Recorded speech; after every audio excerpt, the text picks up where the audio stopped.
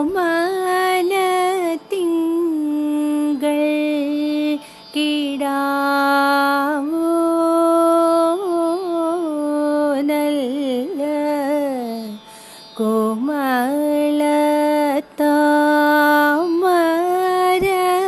പൂവോ.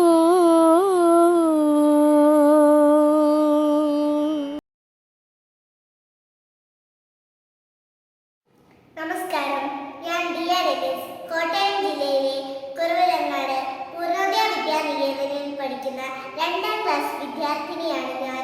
അമ്മ മലയാളം കടലാസിലേക്കാണ് ഞാൻ ഈ കഥ പറയുന്നത്. മഹാബലി ചക്രവർത്തിയുടെ കഥയാണ് ഇന്ന് ഞാൻ പറയാൻ പോകുന്നത്. പണ്ട് കേരളം ഭരിച്ചിരുന്ന രാജാവായിരുന്നു മഹാബലി. അദ്ദേഹം വളരെ നീതിമാനും ദയാലുവുമായിരുന്നു. അദ്ദേഹത്തിന്റെ കീർത്തിയിൽ അസൂയ പൂത്ത ദേവന്മാർ മഹാവിഷ്ണുവിനോട് പ്രാർത്ഥിച്ചു.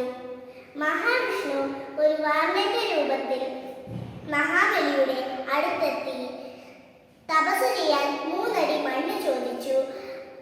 ദാനശീലനായ മഹാബലി വാമനന് 3 അടി മണ്ണ് അളന്നെടുത്തു കൊള്ളാൻ പറഞ്ഞു. അങ്ങനെ വാമനൻ വലിയൊരു ഭീമാകാരനായി 1ാമത്തെ അടിയിൽ ആകാശവും 2ാമത്തെ അടിയിൽ ഭൂമിയും അളന്നെടുത്തു. 3ാമത്തെ അടി വയ്ക്കാൻ സ്ഥലമില്ലാത്ത വാമനന് മഹാബലി തന്റെ ശിരസ് കാണിച്ചു കൊടുത്തു. വാമനൻ അങ്ങനെ മഹാബലിയെ പാതാളത്തിലോട്ട് ചവിട്ടി താഴ്ത്തി. തന്റെ പ്രജകളെ കാണാനുള്ള അനുവാദവും മഹാബലി ചോദിച്ചു. അങ്ങനെ മഹാബലി നമ്മളെ കാണാൻ വരുന്ന ദിവസം കേരളീയർ ഓണമായി ആചരിക്കുന്നു. നന്ദി.